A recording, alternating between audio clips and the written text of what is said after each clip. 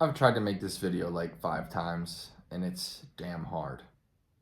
Because what I'm trying to get at is the difference between being good and being great. And that it is better to be good than to be great. And that it is rarer to be good than to be great. And that it is more great to be good than to be great.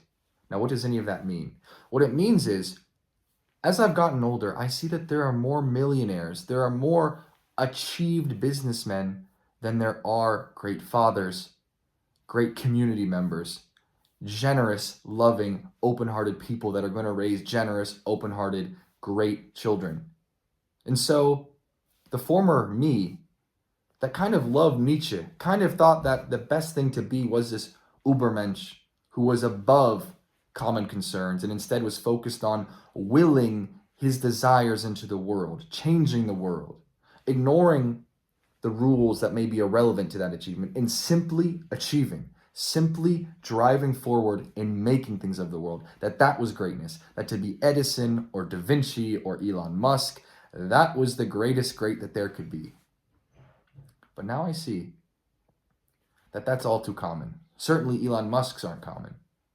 But achieved, driving, selfish people, people that pursue their will, pursue their desires at all costs, they're common.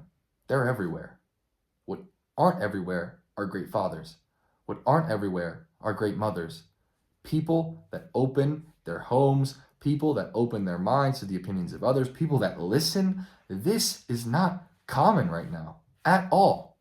And so therefore, it is greater. And we as a culture do know that it's greater on some level because we elevate people like MLK and Gandhi and Lincoln to a higher echelon than people like Thomas Edison or Jeff Bezos or even great generals, Napoleons, people like that. Because we know that at a certain level, a Napoleon may be great, but what Napoleon did was understand battle tactics and apply them. He said, I want that, and he applied battle tactics on a genius level, and he got it. But he's not really doing anything so different than a great businessman who says, I want to make a restaurant empire. I'm going to learn the tactics behind making a quick kitchen, and I'm going to found McDonald's. It's impressive, but it's very much a material achievement. But what MLK or Gandhi does is a spiritual achievement. I mean that in very concrete terms. They are defying the rational process of maximalization, of saying, I should try to get as much out of my time and my energy as possible. I'm going to, instead of trying to extend my life and get pleasure in my life and get accolades in my life, I'm going to throw that all away in pursuit of a goal that's probably not going to benefit me that much. It's going to benefit people 100 years from now, much more so.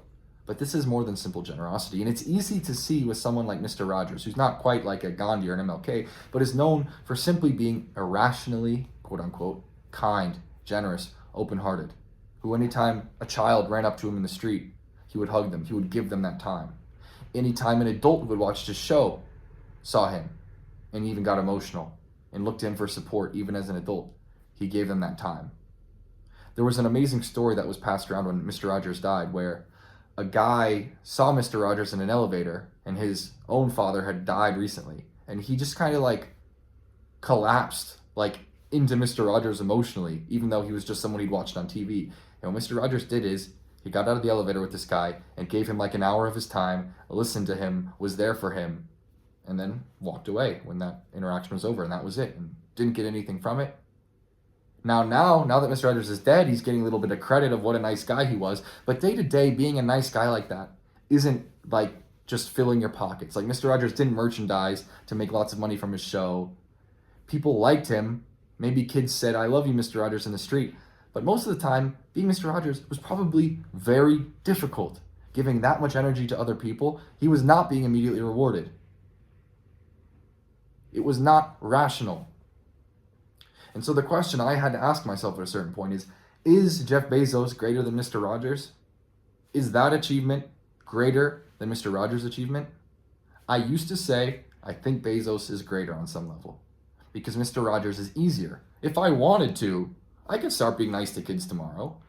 But if I wanted to, I couldn't create a shipping empire tomorrow. So therefore, Bezos is more impressive. But no. No. It is not that easy. I could not be the kind of person like Mr. Rogers is tomorrow. I could be the kind of person Bezos is tomorrow. Maybe I wouldn't be as successful as him, but I could be that. I could pursue what I want. I could create systems to maximize what I want and get it. I probably wouldn't be as good as him, but I would be like him as he is. But to be Mr. Rogers, to be MLK, I don't think I could do that tomorrow. None of us could just snap into that. None of us can understand easily what it means to be that. That takes a certain refinement of spiritual energy and generosity and kindness and all these things that sound so mushy and sincere and corny.